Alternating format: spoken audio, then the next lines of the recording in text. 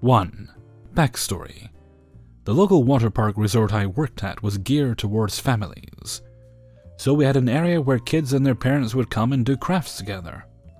It had little tables with crayons and free coloring pages and books to read.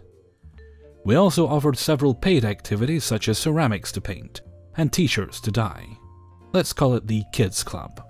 I was told by several co-workers upon being hired that parents were fond of trying to drop their children off in the Kids Club, only to wander off and abandon them. This resulted in one of the employees on duty, there were usually 2 of us, having to chase the parent down to inform them that they had to stay with their kids.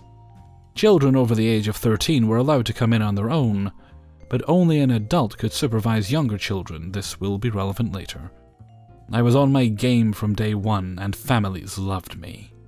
Even when I had to deal with EPs, I could be so frustratingly sweet and firm that they'd eventually relent.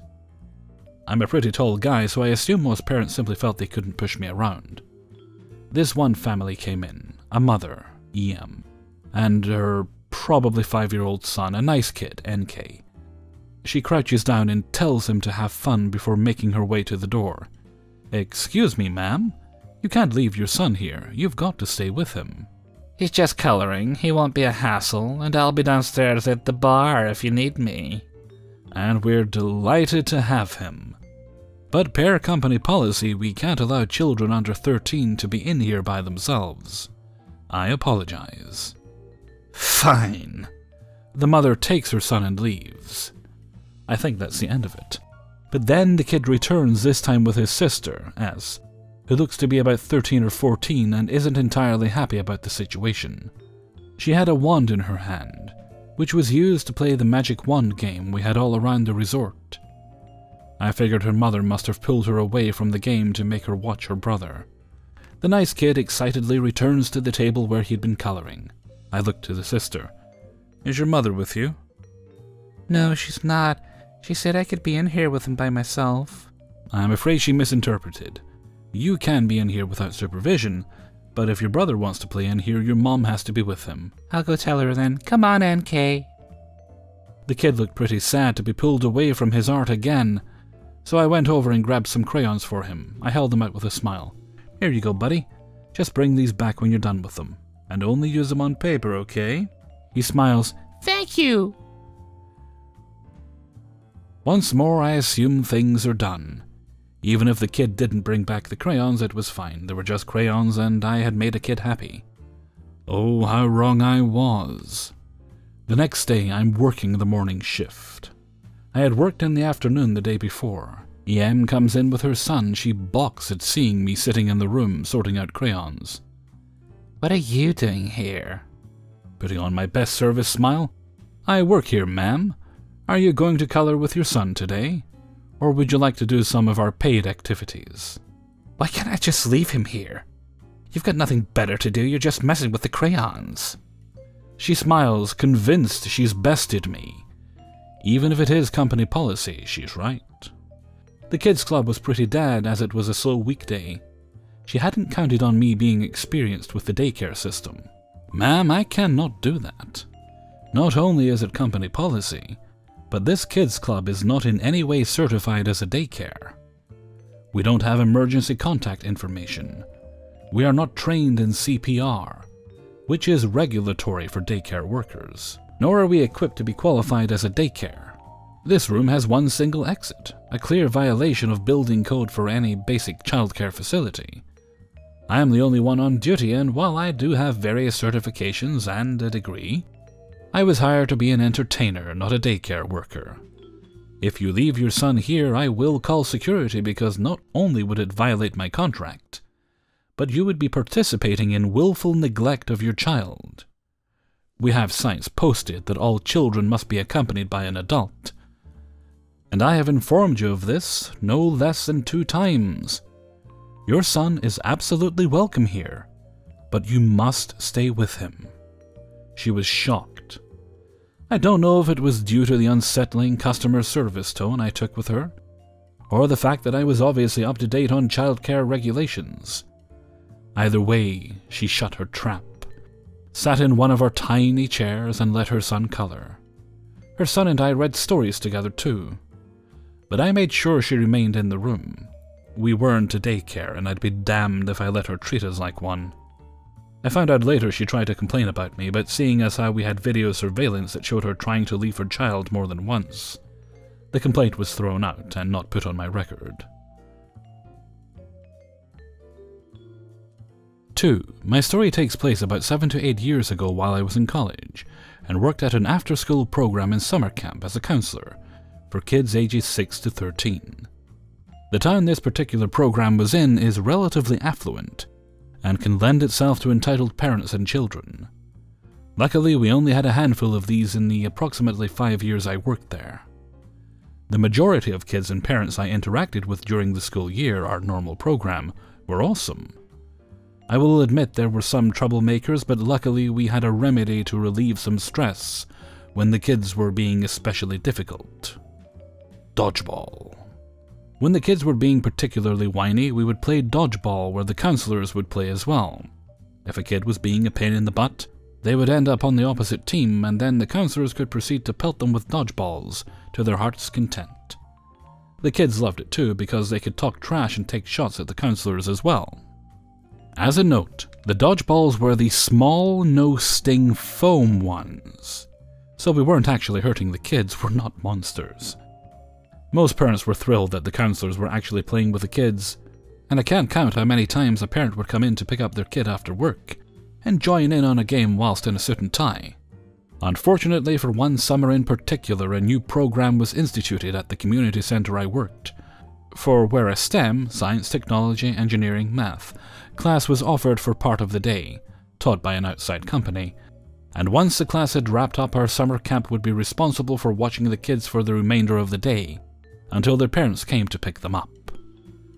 We ended up having about twice as many kids as usual with a minimal increase in staffing. The main issue was, we knew none of the kids or parents, and they tended to range from meh to terrible. After a particularly crappy day, it was decided that we would play some dodgeball with all the kids to relieve some stress, and kill time until the majority of them could be picked up. We go down to the gym, set up the game, and played for about an hour or so. The kids from the STEM program were a bit hesitant at first, but warmed up to it quickly, and had a blast. Plenty of frustration was gotten out during a counselors versus all match that we absolutely dominated. Once we had finished, we headed back to the classrooms to get the kids' snack and wind down for the remainder of the day. Shortly after this is when the entitled mother enters the picture. She is the mother of one of the kids in the STEM program, and she has the "can I speak to your manager" haircut.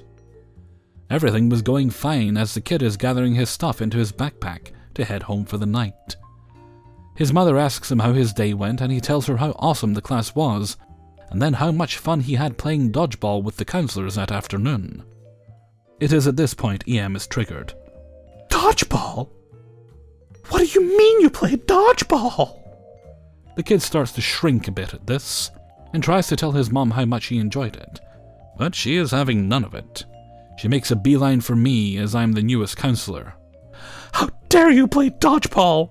I'm a teacher at a school and it is banned in the local school system. Ma'am, we aren't affiliated with the local school system, and therefore we don't really adhere to what is and isn't banned.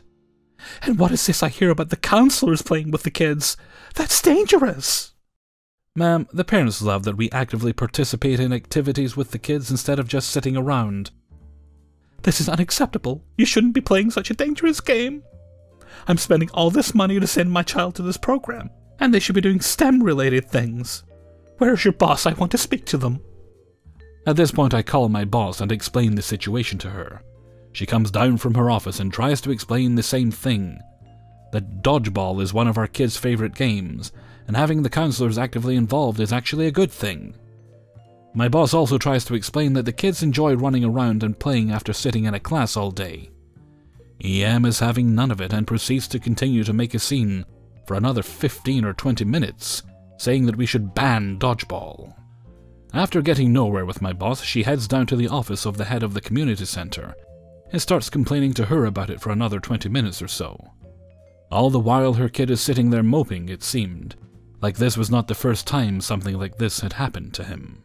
Eventually, EM returns to the classroom and gets her kid and they head home.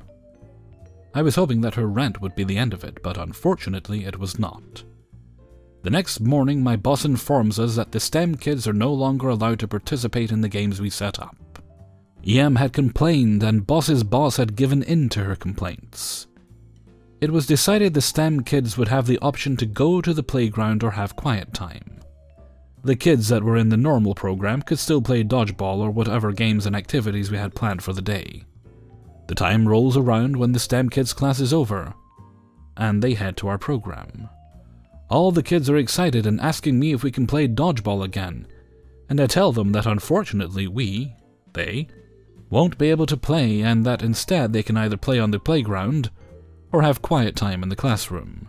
They were all pretty bummed out, and I felt bad because dodgeball was typically the favorite thing for most of the kids in the program.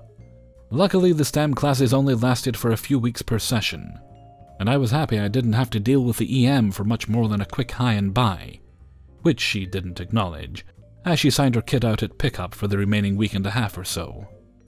Thankfully, she was the worst parent we had to deal with, and the rest of the summer went smoothly. 3. I went to the barber shop that I have been going to since I started high school, and I have had the same barber, Saul, ever since. By the way, I never cheat on my barber because I'm a real one. I had an appointment that day so he can cut me through the wait, and when I walked in, I gave the homie S some dap and sat down. Meanwhile, EM got aggravated that I cut the wait, even though I called S the day before to set an appointment. S whispered to me that he has to cut EM's kid's hair right after me, and that she has been obnoxious about the wait ever since she walked in. She didn't have a Karen haircut, but had that tone of one. I laughed about it, and this is what happened seconds after. Why is he allowed to cut the line? Me and my son were here for over 30 minutes. Ma'am, he called me yesterday to set up an appointment at this time. Fine. I'll just get the next barber available to cut my K's hair. It was a really busy day, so that was not going to happen, so she just had to wait until S had finished with my hair.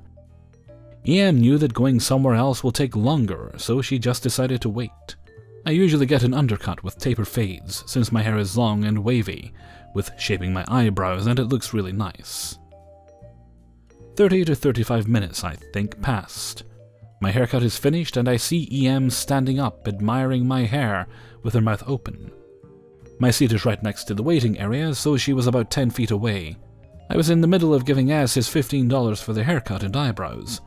Along with his $5 tip, he did an amazing job as always. Then EM walks up to me and interrupts me, then tells me, "Oh my god, your hair is really nice." I smile and say, "Thank you so much." "I want my son to have that same hairstyle, is that okay?" "That's totally fine, and I don't mind at all even if you didn't ask.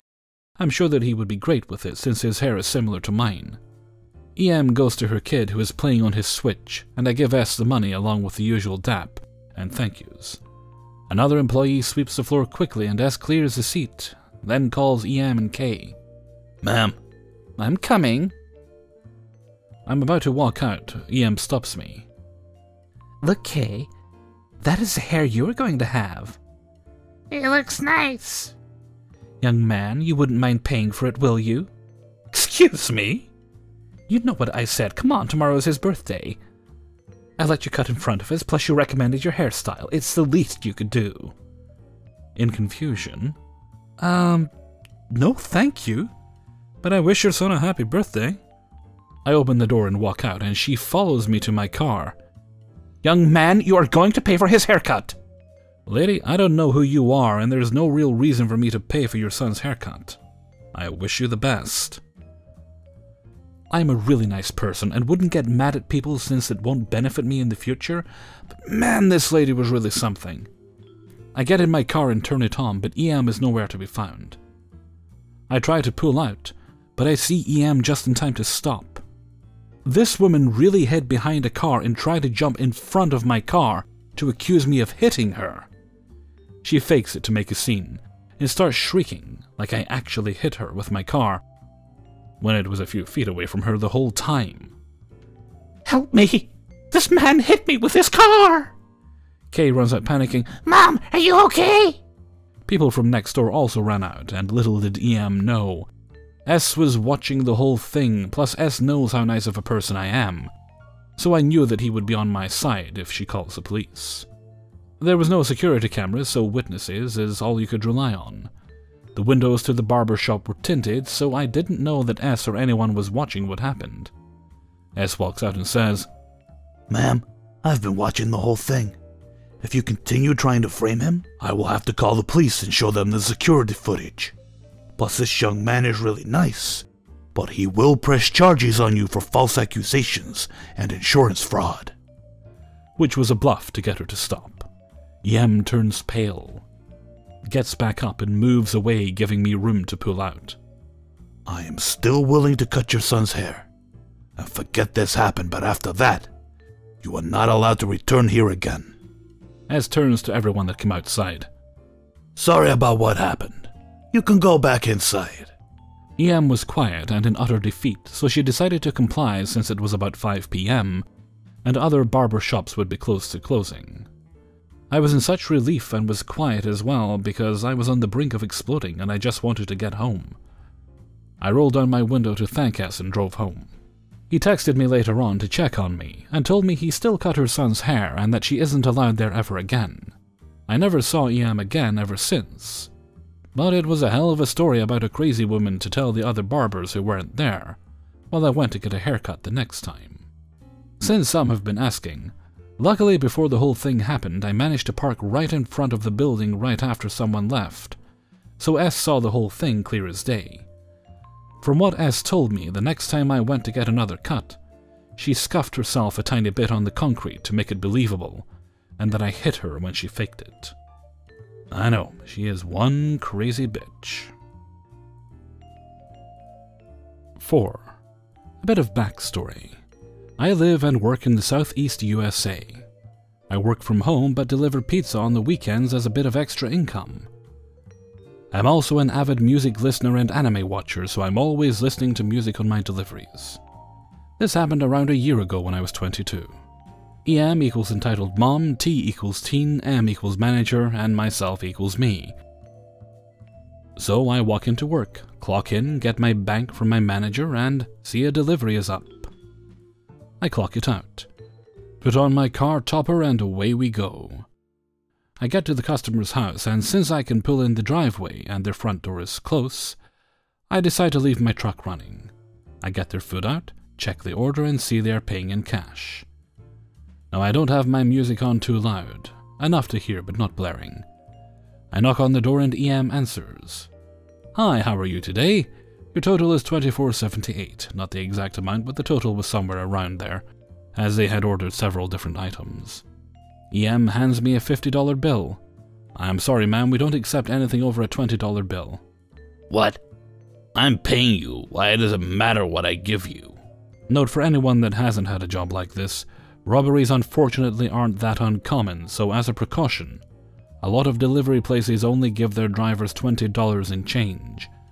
And most places have you drop your extra money off from your deliveries as soon as you get back to the store, so even if you were to get robbed, you wouldn't be out a lot of money.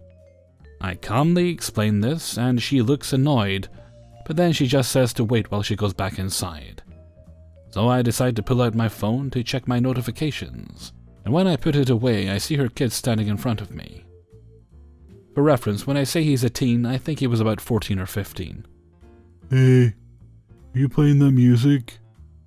"Yeah, I listen to a lot of music when I'm on delivery." "What's it from?" "Oh, it's from an anime."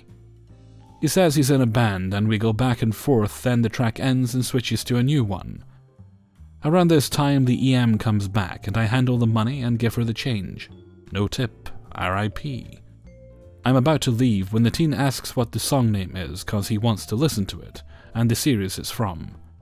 Now here is where things begin. So the song that was playing was the opening of Rakudai Kishi no Cavalry. I get why he wanted to know the song because it was upbeat and had a great jazz beat, but here's why I hesitated. To make it easy to classify, Anime are given tags, such as school, fantasy, romance, etc. Now this anime isn't overly sexual, but there are some scenes that most would consider inappropriate. Now the reason I didn't want to tell him was because a majority of people in my area are religious, and stuff like drugs and premarital sex is extremely frowned upon. So knowing this, I say, yeah, I would like to tell you, but... Just tell him the name of it. What's the problem? The thing is, some of this anime is I couldn't even finish my sentence before getting interrupted. Just tell him already. What the fuck is the problem? Not wanting to argue and knowing I am still on the clock, I tell her. Rakudai Kishi no Cavalry. What?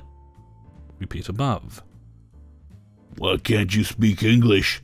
Don't you know you're in America? Chivalry of the Failed Knight. There, that wasn't so hard now, was it?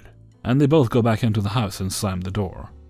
Whatever, I thought. I get back in the truck, go back and finish my shift. The next day I get a call from my manager. Sup? Hey, could you come in? Sure, I guess. I come in at 4, but I guess I could come in a few hours early? No, I mean right now. I look at the clock, 10:30 a.m. Do we have a big order? No, we have a parent here about one of your deliveries last night. Okay, I'll be there in 5. I hop in my truck and walk in the back entrance of the store. And when I walk up to the front, I see my manager and EM. My manager, who I'll call Ricardo, not his name, was a chill guy and we got along pretty well. I think that's weird. I was sure her order was right yesterday. As soon as she sees me, the tirade begins. How could you do that to my child? What is wrong with you? Huh? Wrong answer, that just set her off more. How could you not know the awful thing you did, exposing my child to those disgusting images? What? I legit don't know what you're on about. He looked up that filth you suggested him last night. Turns to manager. I want him fired. It clicks. Oh, now I got what was going on. Oh, that. Now I do remember telling you that part of that show is inappropriate, but you insisted. That's how it went down? Yeah. Ma'am, I don't see the problem here. EM is getting redder and redder. I want to speak to your boss. Pointing to my manager. He calls our GM and they have a brief conversation, with it ending after she kept swearing, saying how we were disgracing God by having me work there, knowing I had an interest in such filth. She ended up getting blacklisted from our system, meaning we wouldn't deliver to her anymore. But she was more than welcome to drive the 5 minutes from her house to the store.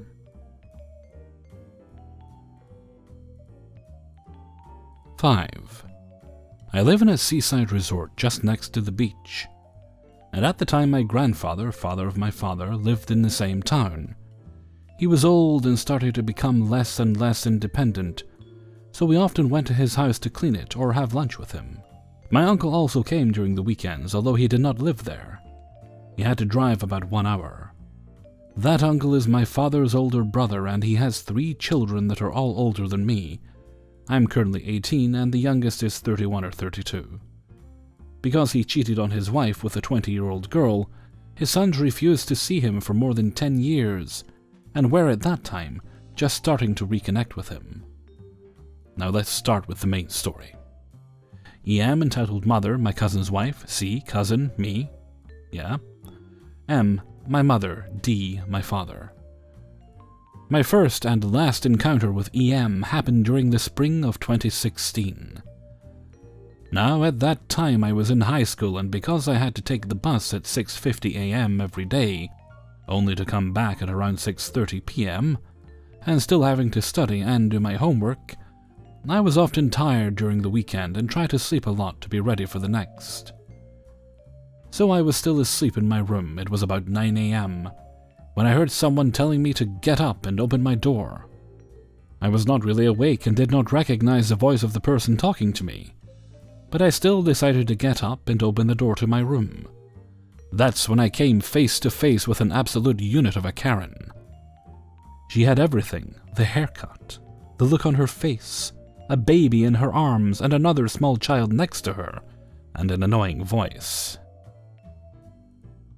Hello, can I help you? Yeah. Can you leave your room? My child needs to sleep. He's tired. She pushes me aside, enters my room, and closes the door. I was absolutely baffled by the audacity of that unknown woman, and tried to search the house for my parents because I needed some explanations. After heading downstairs, I saw CM and D discussing around a cup of coffee and some fruits. I introduced myself to C, who explained that the woman in question was his wife and their 2 children.